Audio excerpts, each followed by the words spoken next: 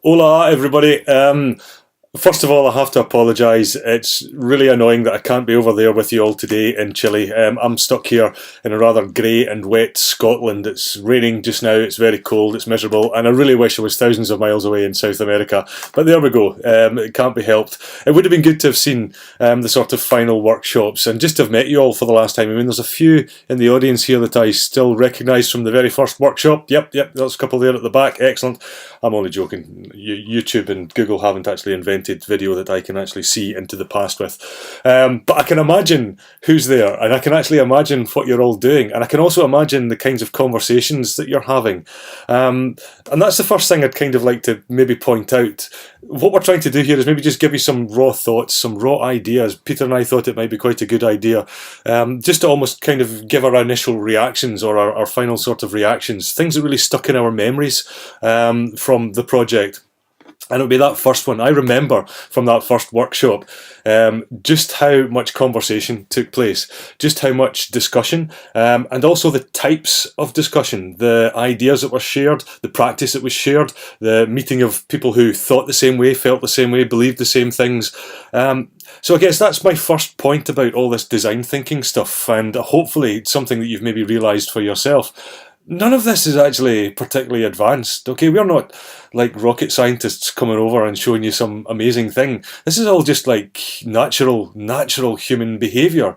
Talking to one another about common problems that you share or common solutions that you've found or ideas that you've come up with for better teaching practice or for whatever it is. It's just such a natural thing to do. And I think for me, what was really obvious at that first workshop, and it's the same in the UK as well, by the way, was just those opportunities to share those kinds of ideas and to have that kind of discussion are all too rare in our practice. We don't have enough time. We're so busy getting ready for the next lesson or actually doing the lesson or marking the homework from the lesson or whatever it is that we forget sometimes to sit down with other people. And I don't just mean to moan to our husbands or wives or family or whoever strangers in the street who'll listen to us moaning about the state of education. I mean sitting down with a peer and actually talking about the business of education, the practice of education, and all that kind of good stuff. So that's the thing that really hit me at the first workshop, was just how much of a craving, how much of a hunger there was for that, and most importantly, how valuable that is as part of a practice. But I guess the other observation I would maybe bring to it, and this is where the design thinking or the design process thing comes in, is that you can't just stop and do that. There's no point in just having a chat about things. What I noticed at the first workshop was as well, my apologies, my mouth isn't working yet, it's quite early here in Scotland, was also that having a target, or not having a target, but having a value, or having a workshop within which to do that, a process within which to do that, actually gave you a reason to do it. And that's the critical difference between just talking about stuff. That's when it becomes an actual constructive dialogue. There's a purpose to it. And that for me is one of the huge differences about the design process. It's not that there's a final goal, but that it is purposive, okay? That there is a value to which we put the process of design. So being able to trust the process, being able to have a direction, a goal, or a statement. I mean, you've all been through the iterations of problem statements. Having something like that to direct your thinking, or to know that there's a process behind that you can actually trust and put your faith in, that can really make a difference. And I suppose there's a final thing as well that it gives you. It almost kind of gives you permission in some ways. You know, if your boss comes in and says, what are you all talking about? You know, you can say, well, we're engaging in an ideation session, or we are doing some early problem statement scoping. I'm hoping that we maybe also give you the kind of words, the permission, the excuses to do this, because sometimes it's as if we do need an excuse to be good at our jobs. We do need an excuse to take the time out to actually think about our jobs properly. All too often, teaching seems to get conflated with just standing at the front of the class or doing all the marking or doing all the admin. But all that other good stuff, all that thinking about the value or the purpose or the point of what you're actually doing kind of gets missed. So if nothing else, take that lesson from the design thinking process, that you can actually use this as a constructive part of your practice, your praxis of putting all that stuff together and say, no, we need this time. And from this time, something valuable will come out of it because we trust the process. It's the process, not the product, that really matters. And that maybe kind of ties into the second big point that I'd like to make. And that's kind of to do with failure, and especially test results. Time and time again, and again it's the same in the UK just now, we came across teachers really struggling with an education system that really wants to measure everything, that wants to know that students are being taught, but it only wants to know that students are being taught in a particular way, okay? It only cares about the results. It doesn't care about the process by which students get to that result. And I think that's a huge problem for lots of education systems. And again, this is where I do think that the design process can actually help. Because some of the stuff that we do at the Open University, that Peter did when he was here and still does at Brighton, what we try to do is make use of both of those things. That we believe if you have a good process, that if you go through a particular type of intrinsically motivated design process, then automatically results will follow from that, positive results. So I guess if there was another second lesson to maybe learn there, it's that if you focus only on the kind of final output, the final target, then you miss that kind of process part. You miss all the good stuff in between, and it's usually the journey that kind of matters a wee bit more. And again, it's hugely difficult because we're teachers, okay? We're standing in front of a whole bunch of young minds, and we want to give them the answers. We want to show them how the way to do it correctly actually is. But the truth is, much of the time, there isn't a right answer. There isn't a correct answer. And the irony is, if you follow Carol Dweck's research, the more that we support students to always get the right answer, then the less resilience we build into them when they come up against something that is different to the right answer. And the real world is unfortunately kind of grey and problematic. It's not simple. Now, recent research, particularly into early years education, shows that you need a bit of both of this. You need sometimes the information on the one hand, the good bits of information, the right answers, but you also need your students to be able to take that information, those right answers, and apply them to a particular purpose, a purpose of value.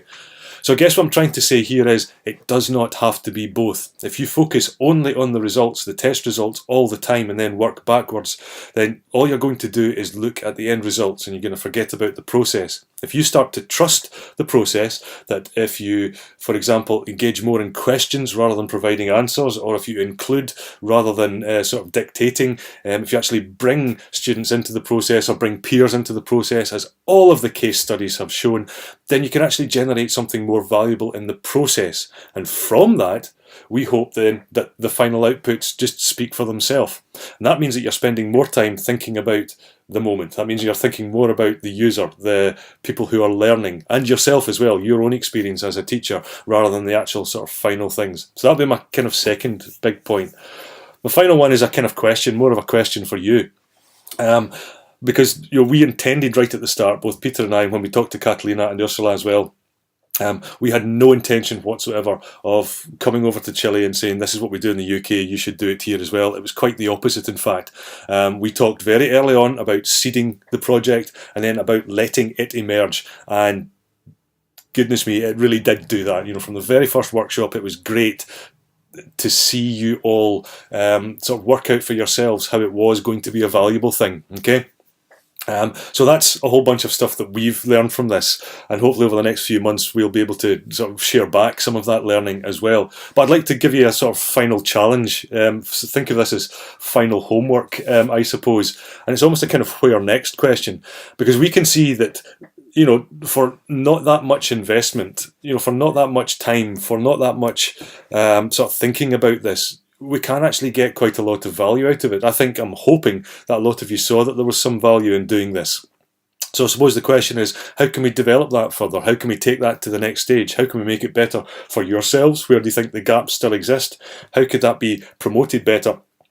But then also, if we can get it to work in this sort of group, then does it naturally then scale? Is it a way that we can actually develop peer-to-peer practice? Because again, the other final thought that I did have is that this really is much more about the process. It's not just about saying, well, here's some educational artifacts, here's some good learning plans or whatever it is that we designed, and then just shoving them online. For me, again, it's much more about the process. It's about the sharing of those values. It's about the talking about those values. It's about the handing over. And this is one of the reasons why just sharing lesson plans don't work.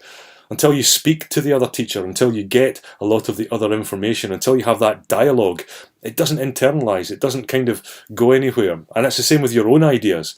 If you have a good idea, and I'm hoping that a lot of you already get this, it doesn't mean anything until you actually get it out, until you actually speak to somebody else. And then you think, oh yeah, that was a bit of a rubbish idea. Or no, maybe that could work. And then you also get a whole bunch of ideas back from somebody else.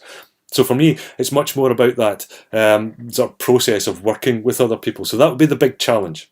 How might we make that better with the current group, for example? How might we develop it even further? How far can it go? What other skills, what other cognitive abilities, what other things would you still like to develop? And then how might we then scale that up? Is that even a worthy question? Is it something that we can actually do to make it a much broader part of a general curriculum or a general process of learning and teaching? So there we go. That's your homework. Solve all those problems. Send it to me on a postcard. I'll take all the credit and go around the world and do a whole bunch of other stuff. Of course I won't. Absolutely not. It's been an absolute pleasure. It's been absolutely fantastic. It was superb to come over to Chile. It was great to see a lot of you in context as well, and to see what was happening in schools. There's some fantastic things there. There's already been a whole bunch of stuff that I've boasted about, that happens in Chile that doesn't happen in the UK. To colleagues over here, we've learned a lot. I hope that you've learned something too, and it'd be great to keep in touch over this.